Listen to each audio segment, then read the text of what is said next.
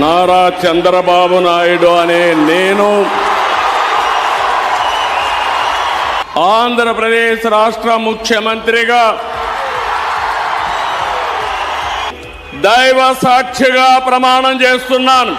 ஆந்திராவின் முதலமைச்சராக 4வது முறையாக சந்திரபாபு நாயுடு பதவியேற்றுக் கொண்டார். அம்மாநில ஆளுநர் அப்துல் நசீர் சந்திரபாபு நாயுடுவிற்கு முதலமைச்சராக பதவி பிரமாணம் செய்து வைத்தார். விஜயவாடாவில் நடைபெற்ற பிரம்மாண்ட நிகழ்ச்சியில் பங்கேற்ற பிரதமர் நரேந்திர மோடி முதலமைச்சராக பதவியேற்றுக் கொண்ட சந்திரபாபு நாயுடுவுக்கு மலர் கொத்து கொடுத்து வாழ்த்தியதுடன் கட்டித் தழுவி வாழ்த்து தெரிவித்தார்.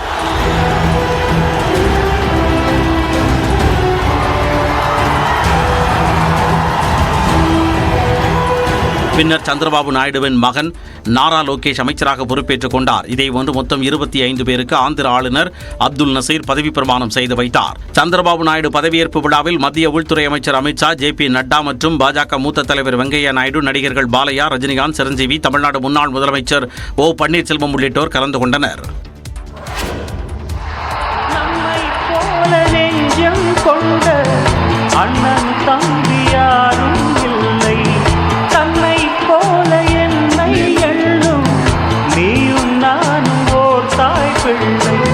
ஆந்திராவிற்கே துணை முதலமைச்சராக ஆனாலும் அண்ணன் சிரஞ்சீவிக்கு என்றும் பாசமுள்ள தம்பிதான் என்பதை தனது செய்கையின் மூலம் உணர்த்தினார் பவன் கல்யாண். ஆந்திராவின் அமைச்சராக பதவியேற்றுக் கொண்ட பவன் கல்யாண் பிரதமர் மோடி மற்றும் முதலமைச்சர் சந்திரபாபு நாயுடுவிடம் வாழ்த்து பெற்றார்.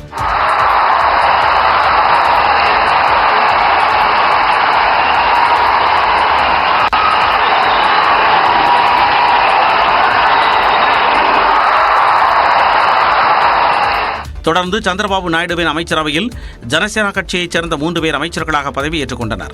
அந்த விழா மேடையிலேயே பிரதமர் மோடி துணை முதலமைச்சராக உயர்ந்த பவன் கல்யாண் மற்றும் அவரது சகோதரர் சிரஞ்சீவியை ஒன்றாக அழைத்து தனது பாராட்டுகளை தெரிவித்தார். Megastar Chiranjeevi, megastar power star, అటు మెగాస్టార్ ఇటు పవర్ స్టార్. தொடர்ந்து மேடையில் இருந்த நடிகர்கள் ரஜினிகாந்த், பாலையாவிடமும் பிரதமர் நலம் விசாரித்தார். మనస్ఫూర్తిగా వారి శుభకామనలు అందుకుంటూ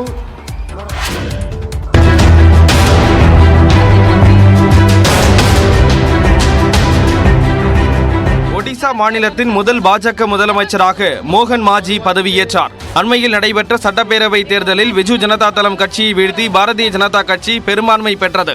அதைத் தொடர்ந்து நடைபெற்ற பாஜக எம்எல்ஏக்கள் கூட்டத்தில் பழங்குடி இனத்தைச் சேர்ந்த மோகன் மாஜி முதலமைச்சராக தேர்வு செய்யப்பட்டார். இதைத் தொடர்ந்து தலைநகர் புவனேஸ்வரில் பதவியேற்பு விழா நடந்தது. முதலமைச்சராக மோகன் மாஜிக்கு ஆளுநர் ரகுபர் தாஸ் பதவி பிரமாணம் செய்து வைத்தார். ଈଶ୍ୱରଙ୍କ ନାମରେ ଶପଥ କରୁଅଛି ଯେ ମୁଁ ବିଧି ଦ୍ୱାରା ପ୍ରତିଷ୍ଠିତ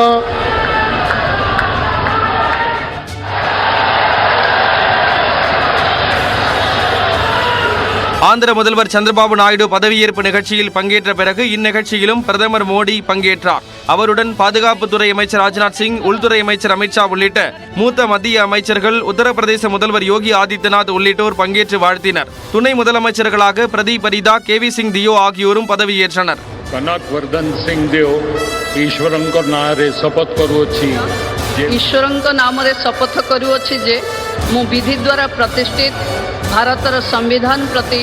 முதலமைச்சர் பதவியை இழந்த பிஜு ஜனதா தளம் கட்சியின் தலைவர் நவீன் பட்நாயக் பாஜகவின் அழைப்பை ஏற்று பதவியேற்பு நிகழ்ச்சியில் பங்கேற்றார்.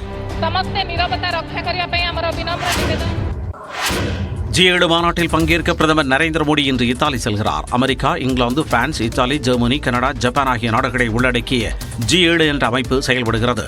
ஆண்டுதோறும் நடைபெறும் இந்த மாநாட்டில் பிற நாடுகள் மற்றும் சர்வதேச அமைப்புகளின் தலைவர்களை விருந்தினர்களாக அழைப்பது வழக்கம். அந்த வகையில் இந்த ஆண்டுக்கான மாநாட்டை இத்தாலி தலைமை தாங்கி நடத்துகிறது. இத்தாலியின் அபுலியா மாகாணத்தில் உள்ள நட்சத்திர ஹோட்டலில் இன்று தொடங்கும் இந்த மாநாடு வரும் 15ஆம் தேதி வரை நடத்தப்படுகிறது. அமெரிக்க அதிபர் ஜோ பைடன், பிரான்ஸ் அதிபர் இமானுவேல் மக்ரான், ஜப்பான் பிரதமர் புமியோ கிஷிடா, கனடா பிரதமர் ஜஸ்டின் ட்ரூடோ உள்ளிட்டோர் பங்கேற்கின்றனர். இந்தியா சார்பில் G7 மாநாட்டில் பிரதமர் மோடி கலந்து கொள்கிறார். 3வது முறையாக பிரதமர் மோடி பதவியேற்றபின் அவரது முதல் வெளிநாட்டு பயணம் இதுவாகும். பிரதமர் மோடி போல தன்னை கடவுள் வழி நடத்தவில்லை எனவும் மாறாக ஏழை மக்கள் வழி நடத்துகிறார்கள் எனவும் காங்கிரஸ் MP ராகுல் காந்தி தெரிவித்துள்ளார். கேரள மாநிலம் வயநாடு தொகுதியில் தன்னை தேர்ந்தெடுத்த மக்களுக்கு நன்றி தெரிவித்தவாறு ராகுல் காந்தி பேரணியாக சென்றார்.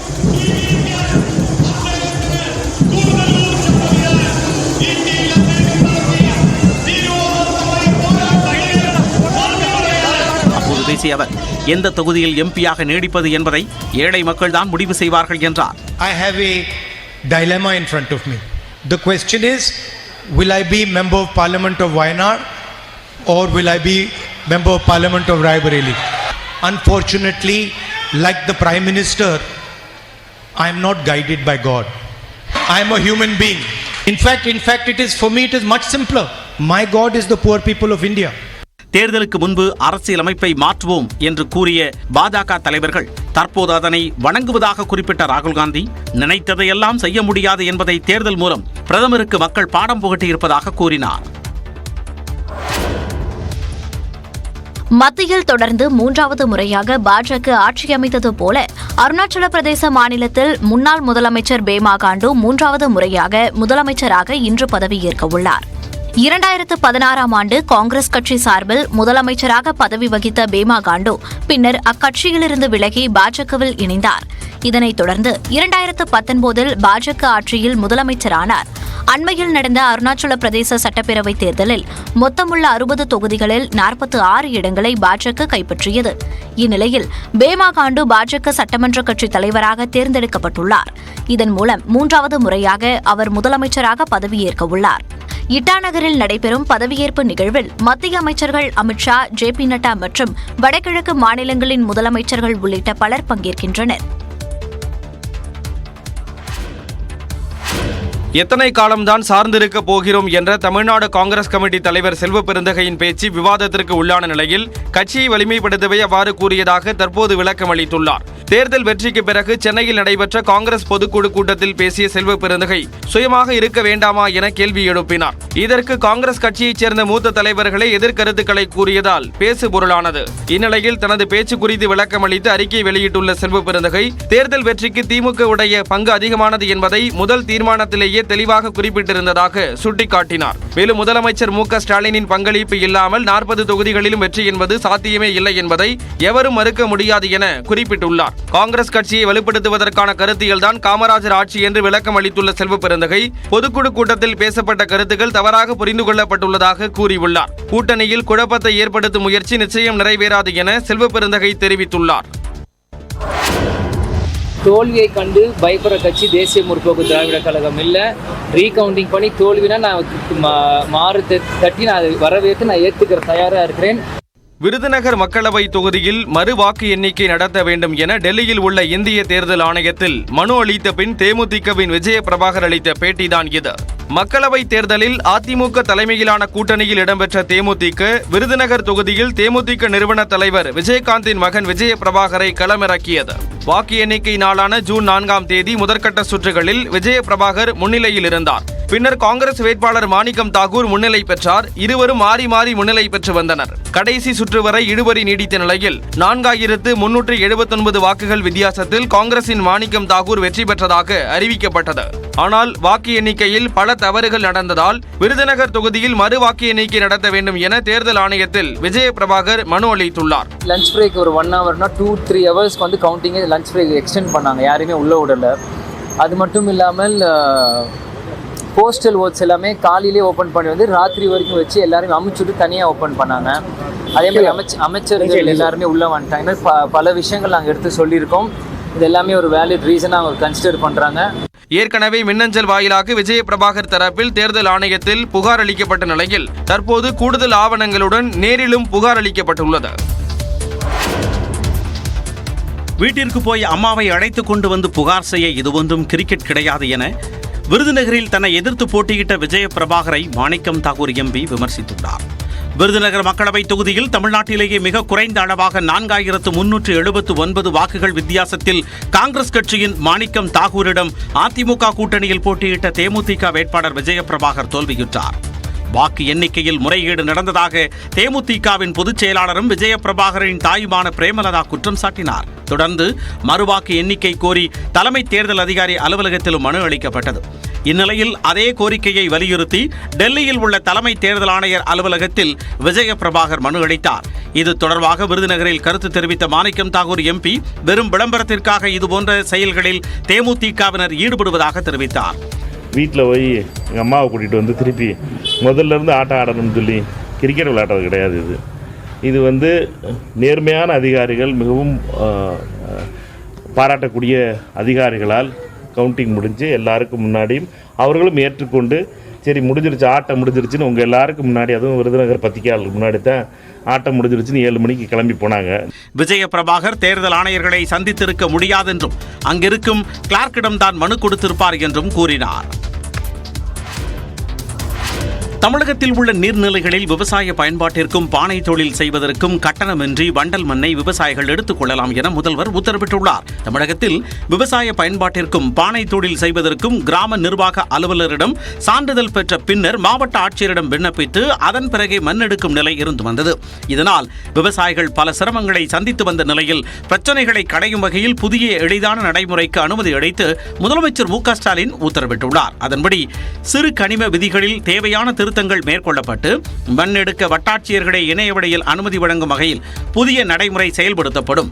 மேலும் பொதுப்பணித்துறை, ஊரக வளர்ச்சித்துறை பராமரிப்பில் உள்ள கண்மாய்கள், குளங்கள், ஏரிகள் உள்ளிட்ட நீர்நிலைகளில் விவசாயிகள் தாங்கள் வசிக்கும் வட்டத்தில் உள்ள எந்த ஒரு நீர்நிலையிலும் தேவைப்படும் மண்ணை கட்டணமின்றி எடுத்துக் கொள்ளலாம். இதன் மூலம் விவசாயிகள் பயன்பெறுவதோடு மாநிலத்தில் உள்ள நீர்நிலைகளின் கொள்ளளவை உயர்த்தி அதிக மழை நீரை சேமிக்கவும் வழிபிறக்கும் என்றும் தமிழக அரசு வெளியிட்டுள்ள செய்தியில் தெரிவிக்கப்பட்டுள்ளது.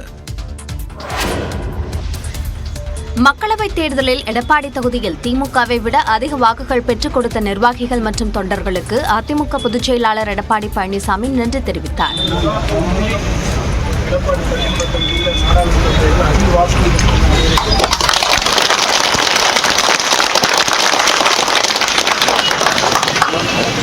கடந்த சில நாட்களுக்கு முன்பு சேலத்தில் அத்தொகுதியின் மக்களவைத் தேர்தல் முடிவுகள் தொடர்பாக எடப்பாடி பழனிசாமி ஆலோசனை மேற்கொண்டார்.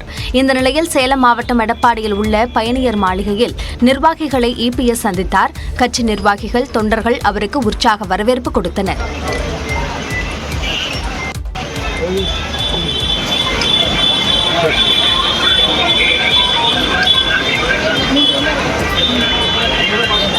நடந்து முடிந்த மக்களவைத் தேர்தலில் எடப்பாடி சட்டமன்ற தொகுதியில் திமுகவை விட அதிக வாக்குகள் பெற்றதற்கும் தேர்தல் பணியில் சிறப்பாக பணியாற்றியதற்கும் நன்றி தெரிவித்தார். அதன் பிறகு எடப்பாடி தொகுதி அதிமுக நிர்வாகிகள் தொண்டர்களை சந்தித்து ஆலோசனை நடத்தினார். பாஜக வாரிசு அரசியல் செய்வதாக ராகுல் காந்தி விமர்சித்திருந்த நிலையில் பாஜக எம்எல்ஏ வானதி சீனிவாசன் அதற்கு பதிலளித்துள்ளார். இது தொடர்பாக எக்ஸ் தட பக்கத்தில் பதிவிட்டுள்ள அவர், அரசியலில் இருப்பவரின் குடும்பத்தினர் அரசியலுக்கு வரக்கூடாது என சொல்ல முடியாது என தெரிவித்துள்ளார். ஆனால் ஒரு கட்சியையோ அரசையோ ஒரு குடும்பத்தினர் தொடர்ந்து கட்டுக்குள் வைத்திருப்பதுதான் வாரிசு அரசியல் எனவும் அவர் குறிப்பிட்டுள்ளார். பாஜகவில் வாரிசு அரசியல் இருப்பதாக ராகுல் கூறுவது கண்ணாடி வீட்டில் இருந்து கொண்டு கல்லறிவது போன்றது என்ற அவர், 3/4 நூற்றாண்டாக காங்கிரஸ் கட்சி ஒரு குடும்பத்தின் கையில் உள்ளதாகவும் விமர்சித்துள்ளார். பாஜகவின் தேசிய தலைவர்களாக இருந்தவர்களின் வாரிசுகள் யாரும் தலைவர்களாக ஆனதே இல்லை எனவும் குறிப்பிட்டுள்ளார். 49 ஆண்டுகள் கருணாநிதி வசம் இருந்த திமுக அவரது மறைவிற்கு பின்னர் அவரது மகன் மு.க. ஸ்டாலினிடம் சென்றுவிட்டதாகவும் வானதி விமர்சித்துள்ளார். புதிய மக்களவையின் முதல் கூட்டம் ஜூன் 24ஆம் தேதி தொடங்கப்பட உள்ளதாக அதிகாரப்பூர்வமாக அறிவிக்கப்பட்டுள்ளது. மக்களவைத் தேர்தலில் தொடர்ந்து 3வது முறையாக வெற்றி பெற்றுள்ளது தேசிய ஜனநாயக கூட்டணி. அதன்படி நடந்து முடிந்த 18வது மக்களவைத் தேர்தல் முடிவில் நரேந்திர மோடி தொடர்ந்து 3வது முறையாக பிரதமராக தேர்வு செய்யப்பட்டார். அவருடன் புதிதாக தேர்வு செய்யப்பட்ட அமைச்சர்களும் பதவியேற்றனர். இந்நிலையில் புதிய மக்களவையின் முதல் கூட்டம் வரும் 24ஆம் தேதி தொடங்கி ஜூலை 3ஆம் தேதி வரை நடக்கவுள்ளதாக அறிவிக்கப்பட்டுள்ளது. நாடாளுமன்ற விவகாரங்கள் துறை அமைச்சர் கிரண் ரிஜிஜு இதனை அறிவித்துள்ளார்.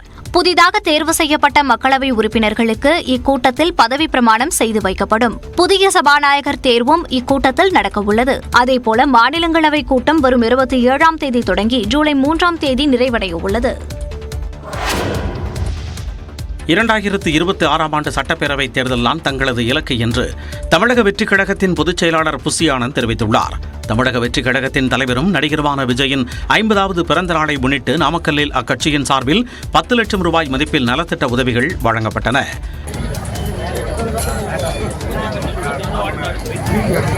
பின்னர் நிகழ்ச்சியில் பேசிய புசி ஆனந்த், 2026ஆம் ஆண்டு சட்டப்பேரவைத் தேர்தல்தான் தங்களது இலக்கு என்றும் அதுவரை மக்களுக்கான சேவை தொடரும் எனவும் கூறினார். தளபதி அவர்கள் அரசியலில் வரும்போது 2026 தான் எங்களுடைய இலக்கு என்று சொல்லிவிட்டார். நடுவில் அது இது இடைத்தேர்தல் எதுவும் எங்களுக்கு தெரியாது. எங்களுக்கு தெரிந்ததெல்லாம் 2026 வரை நாங்கள் எங்களுடைய பணிகளை நாங்கள் மக்கள் பணிகளை நாங்கள் செய்து கொண்டிருப்போம் என்பதை இந்த நேரத்தில் நான் தெரிவித்துக் கொள்கிறேன். தாங்கள் யாரையும் குறை கூற வரவில்லை என்றும் புசி ஆனந்த் தெரிவித்தார். எப்போதும் எங்களுடைய பணி மக்களுக்கு சேவை செய்கிற பணியாக இருந்து கொண்டிருக்கிறோம்.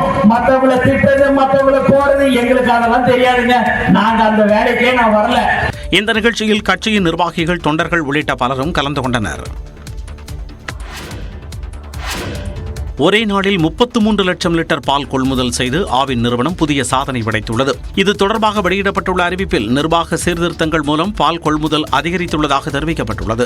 கொள்முதல் செய்யப்படும் பாலுக்கு உடனுக்குடன் ஒப்புகைச் சீட்டு வழங்கப்படுவதாகவும் 10 நாட்களுக்கு ஒருமுறை பாலுக்கான பணம் பட்டுவாடா செய்யப்படுவதாகவும் கூறப்பட்டுள்ளது. பால் உற்பத்தியாளர்களுக்கு லிட்டருக்கு 3 ரூபாய் ஊக்கத்தொகை வழங்கப்பட்டு வருவதாகவும், குறைந்த விலையில் தரமான கால்நடை தீவனம் மற்றும் புதிய கால்நடைகள் வாங்குவதற்கு குறைந்த வட்டியில் கடன் வசதி போன்ற பல்வேறு நிர்வாக சீர்திருத்தங்கள் மேற்கொள்ளப்பட்டுள்ளதாகவும் குறிப்பிடப்பட்டுள்ளது. இதன் விளைவாக இதுவரை இல்லாத அளவாக ஒரே நாளில் 33,06,548 லிட்டர் பால் கொள்முதல் செய்யப்பட்டுள்ளதாகவும், வரும் காலங்களில் பால் கொள்முதல் மேலும் அதிகரிக்கும் என எதிர்பார்ப்பதாகவும் ஆவின் நிறுவனம் தெரிவித்துள்ளது. மத்திய ஆப்பிரிக்க நாடான காங்கோவில் படகு கவிழ்ந்த விபத்தில் 80க்கும் மேற்பட்டோர் உயிரிழந்தனர். காங்கோ நாட்டின் மாய் டோம்பே மாகாணத்தில் உள்ள குவான் நதியில் பயணிகளுடன் சென்ற படகு திடீரென விபத்தில் சிக்கியது. இதில் 80க்கும் மேற்பட்டோர் உயிரிழந்துள்ளதாக அந்நாட்டு அதிபர் பெலிக் ஷிசகெடி தெரிவித்துள்ளார். இதுகுறித்து தனது எக்ஸ் பக்கத்தில் இரங்கல் தெரிவித்துள்ள பெலிக் ஷிசகெடி, இந்த சம்பவம் ஒரு துரதிருஷ்டவசமானது என்று பதிவிட்டுள்ளார்.